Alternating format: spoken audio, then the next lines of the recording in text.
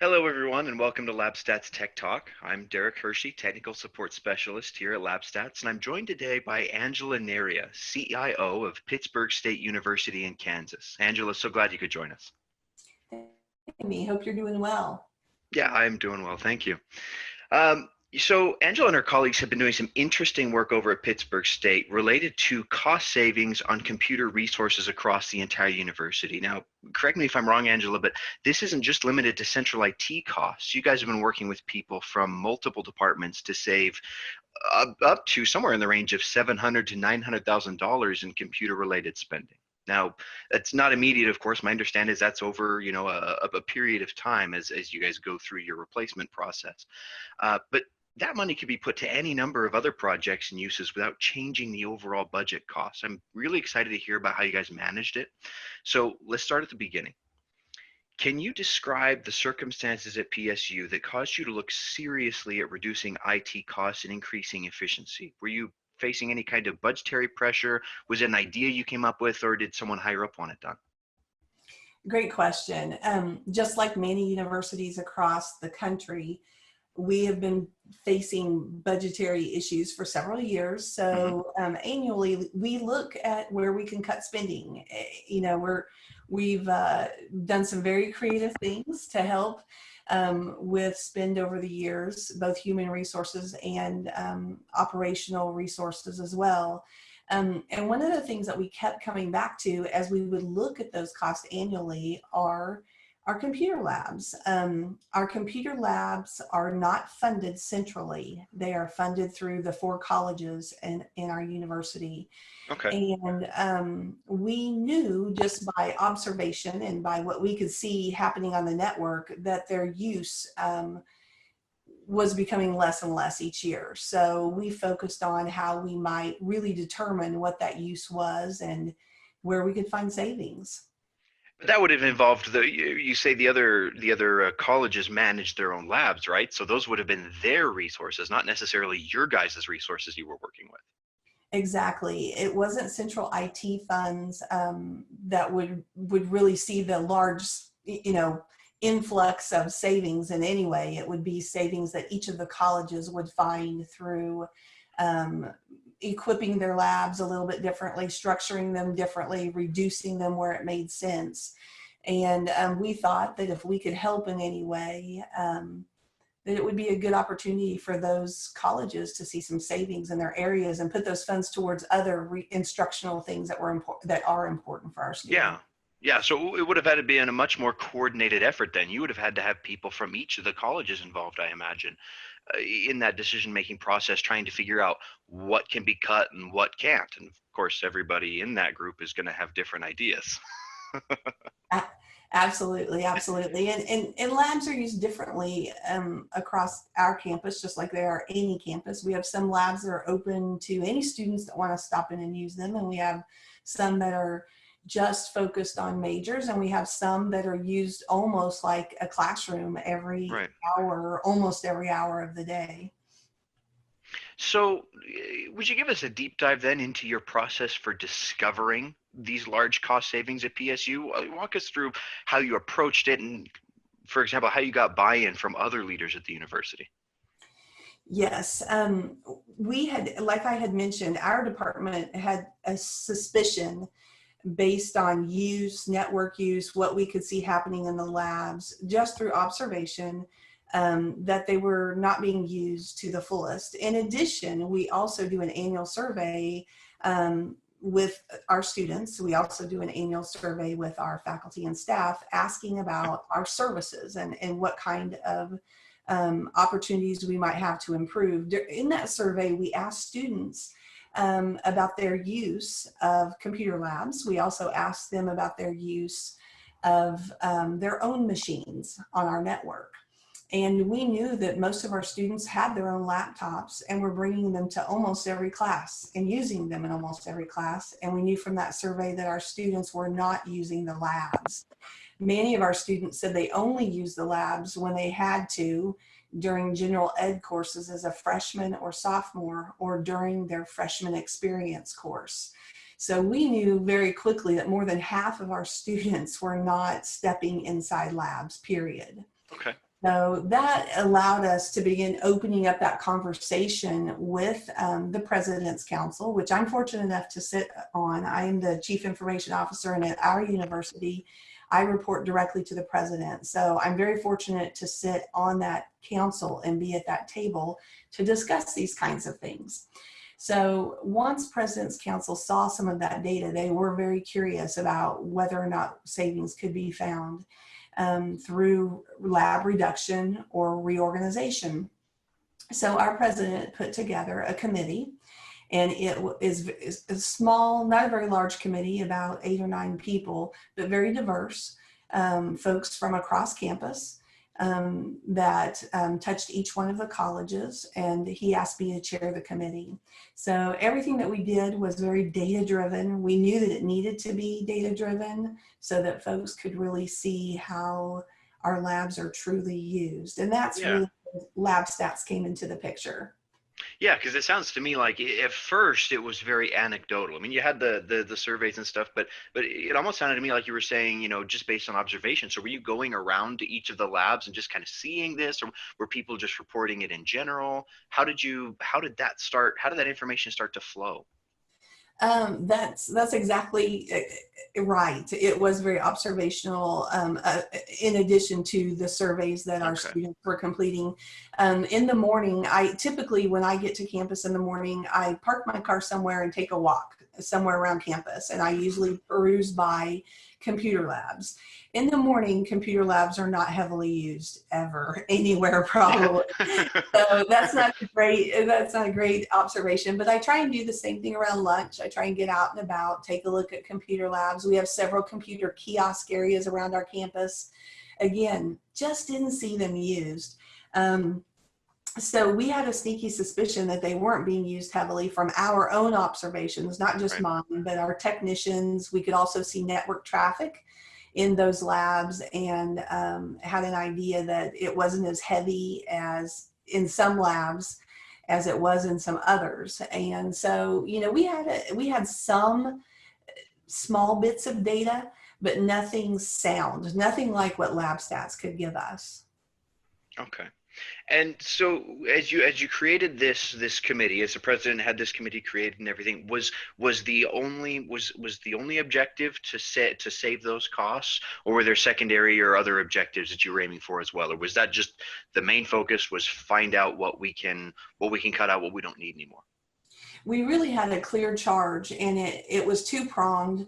One was reduce computer labs, and the other was for savings, so that we could save funds and use those funds in other ways instructionally. And the other objective was look at tools and resources that we could utilize to push university-owned software out to student and faculty machines. So we know that we knew from our surveys that our students had machines and they were using their machines.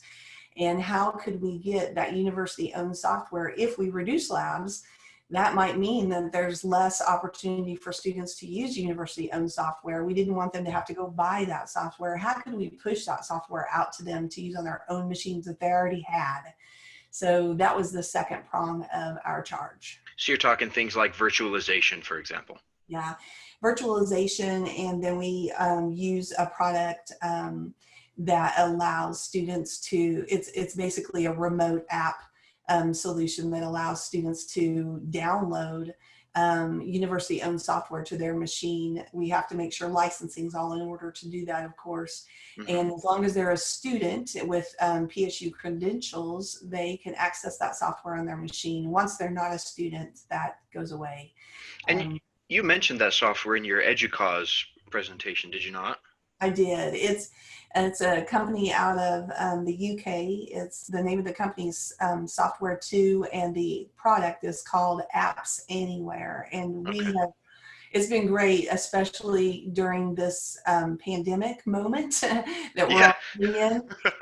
It's been extremely helpful during that time. But I'll be honest with you, we wouldn't know what software to include in that remote situation, which all sits on the server, if we didn't have the great data that we have from LabStats. LabStats told us what applications were being used in our labs most heavily, and that allowed us to quickly begin packaging that software and making it available for students working remotely during the pandemic. Okay.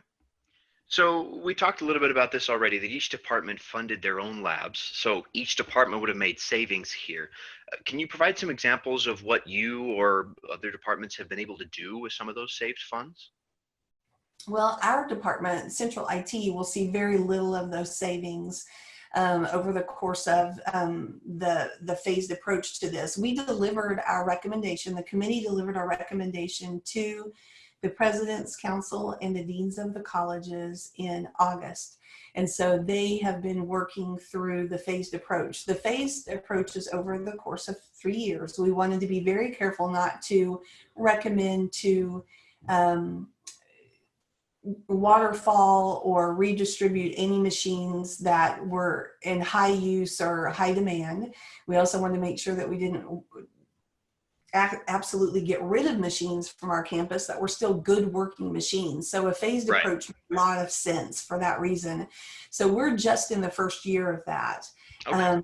And we have lots of other things that people would like to use those funds for. Most of those funds will be used by the colleges. Central IT, we might gain back some ports and some of our switches and routers around campus because we'll have less machines and laboratories. So there'll be some, some savings there. Nothing that will show up in our annual budget for a while, but there will be some savings in some small ways for Central IT, but there'll be savings in big ways for other areas on campus. And they're looking at all different sorts of things. Some of the science areas are looking at replacing some of their scientific equipment that's peripheral equipment to the labs as they reduce some of their labs. Others are looking at software updating or adding additional software, and it goes on and on. We have a really state-of-the-art College of Technology that uses really amazing equipment, industry level equipment in plastics engineering and wood technology engineering. So they have some very unique needs as well for technology. Okay, and I've had this burning question since we mentioned that it was, that it involved all of the different departments or the different colleges.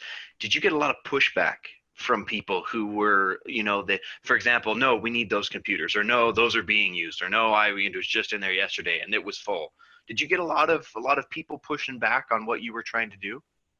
We got some, and we expected some. Our faculty are very student driven. I think they are amazing. And, as you work with them, you see that they're student focused. We're a Midwestern, state university, and our folks have good Midwestern hearts, and their focus is on their students. And so we did get some pushback, and we expected that. But I'll tell you what we did, and I think it was the right approach that the committee took.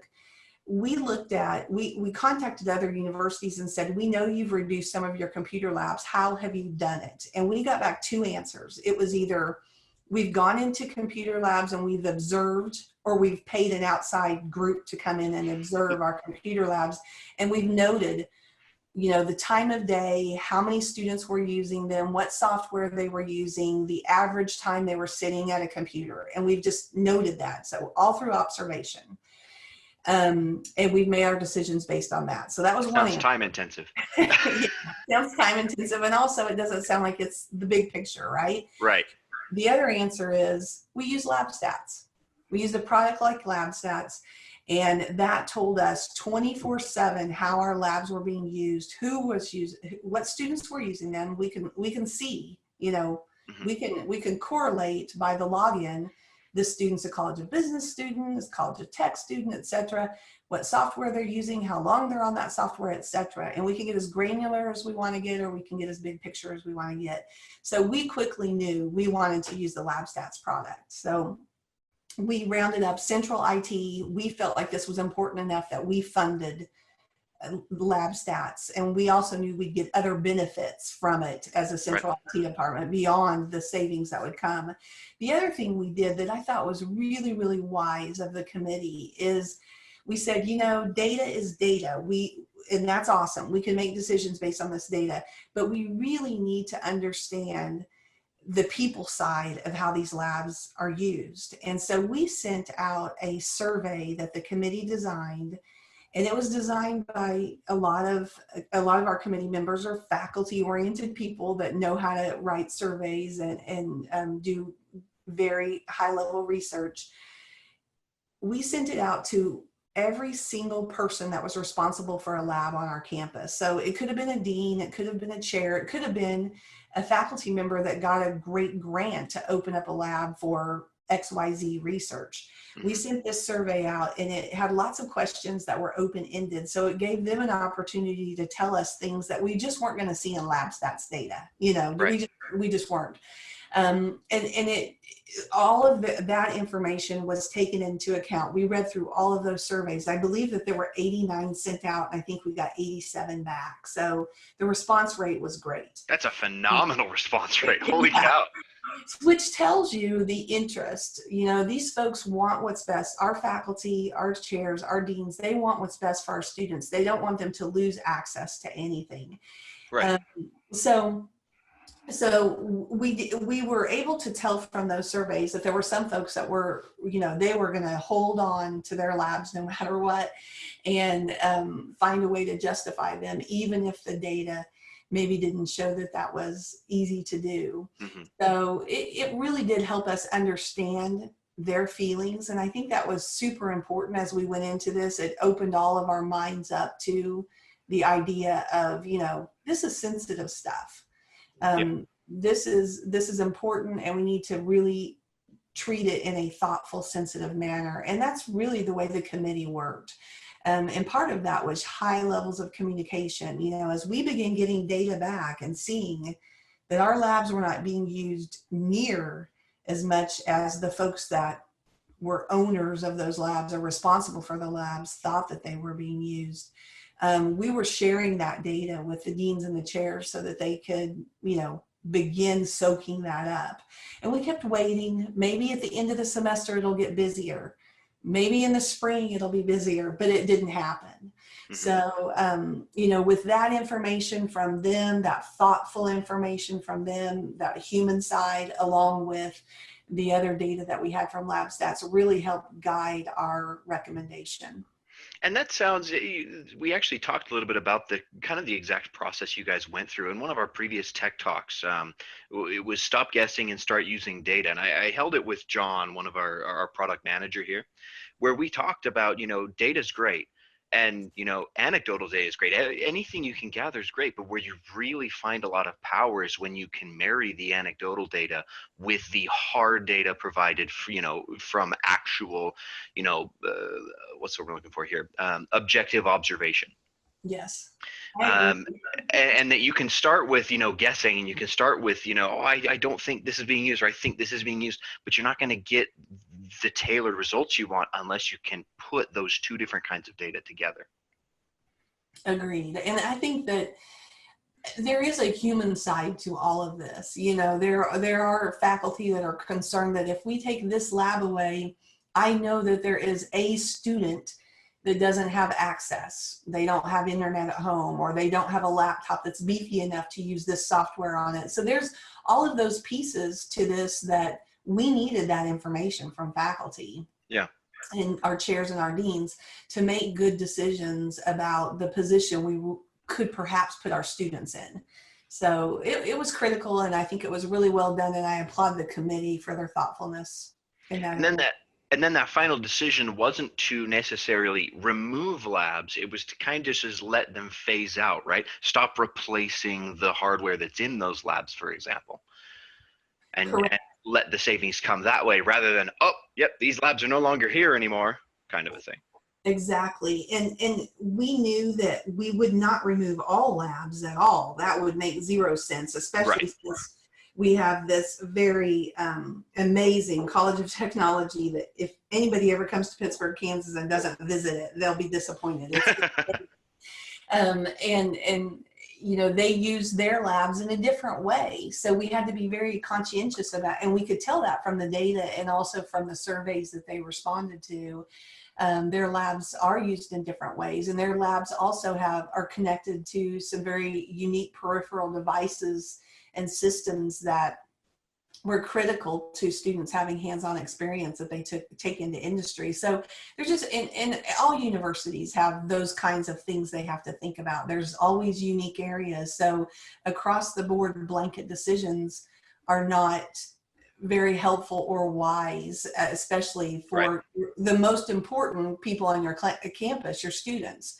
So we really did look at every single lab numbers, and some of those labs were, you know, the way we presented our recommendation to the deans was, here's the number of machines that aren't being used. Here's the number of machines that are being used in your whole college. We recommend that you reduce X number of machines. And then they came up with a plan on working with their faculty on where it makes sense to reduce those machines and in what time frame. So that gave them control in the decision making, and it gave them some opportunities to negotiate and work with faculty on what's best for students. Yeah, give them the agency to participate in that discussion and participate in what stays and what goes. Exactly. As a committee, we looked at numbers. We couldn't tell them exactly what they should do in every lab. The other thing that's really interesting in all of this, and it would be on most campuses, is we have, I want to say we have around 80 buildings on our campus, and some of those are dorms and some of those are athletic facilities, and the rest are full of classrooms. And so you've got the College of Technology, which is this huge building on our campus, very modern and new, and all of the College of Technology classes are in that building. Then you've got the College of Arts and Sciences that have classes in maybe a dozen different buildings. Okay. So if, you know, you can't really not have some form of a computer lab in at least one of those buildings for our College of Arts and Sciences students, even if it's not used very heavily. So there's just so many things to figure through that we felt as a committee, we needed their input, their voice, and they needed some ownership in those final decisions. So that is in their hands, and they have control over that critical piece. And I think that brings back that same point again of, you know, it's not just, you know, hard data may look at a lab and say this lab gets hardly any use. But then the anecdotal data says, hang on, this is the only 3D printer in this lab that our college has right now. We can't get rid of this lab. But, you know, the data might have said otherwise. Exactly. So how do you reposition that lab where maybe you're sharing it with someone else and getting more use out of that lab, reducing 1 out of 2 labs or 2 out of 3 labs that are close in proximity, and carefully scheduling how those labs are used. Those are the things that we weren't doing that now we're doing a better job of. And I think over the next, you know, 3 years, we'll get really, really good at that, because we'll be making better use of the labs, and also growing our space on campus, which we're desperate for. We don't have enough space on our campus. And by reducing some labs, we're going to gain space back, which is a huge number that's well beyond that $700,000 to $900,000 number. When you start looking at square footage cost on that university campus, those numbers are big.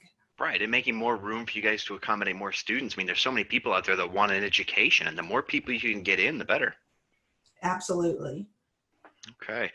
Changing tracks a little bit then, COVID-19, we mentioned it just briefly. COVID-19 is putting an incredible strain now on many universities' financial resources. In fact, the last Tech Talk we did was mainly focused on online learning during the pandemic, but you've potentially got maybe more financial perspective. Do you think taking stock of current IT spend and diving deeply into what you are and aren't using is responsible use of resources right now? Absolutely. And it's been interesting. You know, we've built these huge networks across our campuses, and no one's on our campuses right now.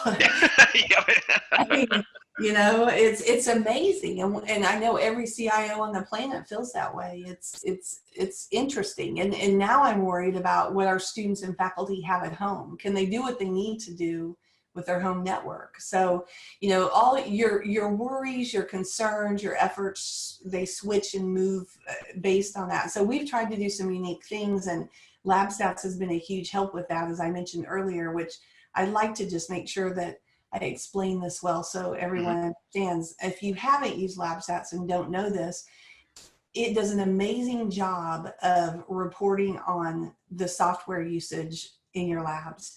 So we were able to, when we felt like the time was coming that our students would be sent home, we were able to quickly look at the most highly used softwares on our campus in our labs so that we could begin building packages and making that software available for students remotely. And we began doing that before the announcement of our campus closing down and going to a work and learn from home situation. And we could not have done that without that LabStats data. We would have, if we didn't have that LabStats data, we would have just been doing an all call pretty much out to our faculty saying, what do you want us to package and get ready? And we would have got some people that would have answered, and we would have had some that wouldn't have, or were too busy to at the moment. Or overestimates or underestimates. Exactly. So that was huge to be able to have those offerings available for our students and faculty. I can't tell you the kinds of compliments that came from that. And then Adobe did a great thing for everyone in the universe by making student licensing available through May 31st. So we don't have student Adobe licensing on our campus. We have Adobe licensing across campus, but it has to be used on a university machine. That's the way their licensing works, unless you buy the student licenses, which we don't, just because of price. But they made that available. So to be able to package that, and we knew from LabStats, Adobe products are one of our #1 products used in labs across our campus. So LabStats told us that. Adobe made that available through the pandemic, through May 31st, and I hope they extend that. Yeah, because this is looking to go quite a bit longer. Yeah. So if anyone from Adobe's listening, but that was huge. That was huge for us to be able to do that and do it fairly quickly and pivot. And we couldn't have done that without the LabStats data. We just flat out couldn't have. So all those students that were in the middle of huge projects using SPSS, Minitab, and then all the Adobe Creative Cloud Suite, and I could go on and on, AutoCAD, etc. I don't know what we would have done if we couldn't have turned that around quickly and we didn't have the tools in place to do that and the knowledge to do that. I think the instruction and objectives for the courses would have changed. And that's not good. That's not good for our students. Yeah, those kind of last minute changes are not something you want. I mean, you can't avoid them all, to some extent, but just being able to get ahead of the curve is huge. Yeah.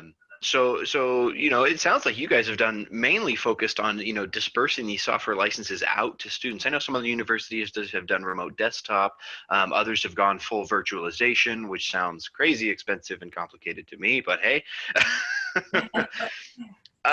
So with you guys then focused on getting those out, have you had any problems then with some of the students who might not have had, a laptop capable of running AutoCAD? I mean, this software too that pushes out the software, does that mean that you're running it natively on the machine and the students got to have a machine powerful enough to pull that off? Yes, and so what we did, another way LabStats helped us, and I'm sorry I didn't think to say this earlier. No, you're fine. Don't worry about it. We were able to look at all of our laptop carts that we consider labs and and quickly discern which carts would be powerful enough, which laptops that we have in those carts would be powerful enough to run products like AutoCAD and the Adobe products. And we set them up, our technicians set them up and transported them over to our library, where our amazing library staff created a curbside pickup with social distancing for those laptops. So I think we have around 6,700 students. I think we ended up checking out around 150 of those laptops to students. And so we were very pleased to do that. And we had more laptops if more students would have needed them available. But again, through LabStats data, we were quickly able to say, these are the kinds of machines, and you can see everything about the machine, the serial number, the model, the make, everything. These are the kinds of machines our students are going to need to run these products, and we need to make them available. So it works really slick. So, what would you say then to university leaders that are now in the midst of this crisis and potentially facing immense budget cuts as the university tries to adjust? They might be eager to undergo a process similar to yours, but they're not sure where to start or sure where to begin. I would say in our experience, we really needed our leadership to hear the message. We needed President's Council, those that are the decision makers, to hear our message. Many schools have reduced labs over the years. We were one of the schools that hadn't, and I really didn't know where we stood until we did a presentation. I co-presented with one of my colleagues at EDUCAUSE last October in Chicago, and I thought, well, maybe we'll have 20, 25 people. We had well over 100 people in that room, and people were still coming in. This is an issue. We have labs in our universities across this country that are not being used, and people are trying to figure out how to handle the reduction of these labs. Yeah. So one of the things that we talked about with leadership is I graduated from the university that I work at. I graduated from Pitt State. I'm a proud Pitt State gorilla. We are the gorillas. And if you don't know much about our university, we have the most winning Division II football team in the history of national championships. So that's kind of cool. So I'm a proud gorilla. And as I looked back and I talked to my boss, the president, about this, I said, the labs that I used are just the same. They're exactly the same as when I was a student. It's so easy to get stuck in a rut with these kinds of things. It is. And I'm old. I mean, I've been out of school a while, guys. So, I did not have a laptop in my backpack. I had a really large PC at home that had terrible internet connection, dial-up internet connection. So that's why I used the lab as much as I did. We have a different world, that we're living in today, and our students have access wherever they are.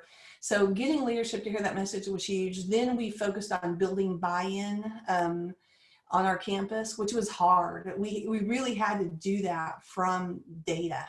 And I think being authentic through that process was huge. We worked really closely with sharing that data with our deans. We had some folks that said, that saw the deans would then share that data with the chairs, and I would have chairs and faculty email me and say, I don't think this is right. And I would say, tell me what you think is wrong. I'll rerun the report. Perhaps we have done something wrong with the report. Nope, the report would come out the same. So I would say to them, how about I give you access and you run the numbers and see what you see. So being authentic and transparent and all of those things helped so much with the buy-in. We did create a story. We talked a lot about our labs not changing, but yet our student access has changed. Mm-hmm. And we repeated that story over and over, messaging folks when we talked to them. And then of course shared estimated savings so that they would know the savings that would come back to them that they could use in different ways. So those were kind of the steps that we took. We created a true communication plan, and we tweaked it as time went on. We worked with our marketing department to make sure that I'm an IT person, not a marketing person, but yeah, I hear that. Yeah, so we worked with our marketing folks, and they really did a great job of helping us with the messaging. So that was how it worked for us. It worked well. I think getting leadership to hear the message and building that buy-in along the way by showing data, being transparent, being authentic and genuine about why we're doing this was critical. Okay. All right. And wrapping up here, is there any other advice you would give to universities trying to navigate budget pressures during this time? I mean, everybody's kind of off on their own. You mentioned, EDUCAUSE, a room full of 100 people there that seems like a lifetime ago, 100-person presentations. But is there any other advice you'd give to somebody looking to figure some of these things out right now? For us, and I know everybody's different in terms of how their budgets are set up, et cetera. But for us right now, we've looked at all the low hanging fruit, we've taken care of that. We know that we've saved money in those ways in terms of low hanging fruit. But we are focused on how data can help us move change on our campus. And LabStats has been a huge piece of that for for our labs. We have some other areas that we've moved along. We have a central university drive that we just moved every single person off of to the cloud. And that was hard. People were nervous. There were some people that obviously were fine with it, and we've had it for years. But we said, as of this day, no more. And so using data to show them, how much more storage they were going to get, the kinds of savings that we were going to find as a university, and also how much more secure their data was really going to be, really helped move. So I think that trend of showing data at the same time being authentic and caring and thoughtful about the message, those have been helpful to us. Sometimes in IT, it's easy for us to look at the numbers. We're very black and white people usually in our processes. And it is helpful to look at the numbers, but it's also helpful to have that human side, that thoughtful side. And I think that that's critical to how we do business if we're going to be successful in moving people along with this fast pace of change that is not going to end. Well, Angela, this has been phenomenal talking to you about this. Very interesting. Thank you very much for joining us here today. Thank you for having me. And I also wanted to give a quick shout out to LabStats support staff. We did not need much support from them, but when we did, they were amazing. We do our best. We do our best. We've been talking with Angela Neria, CIO of Pittsburg State University.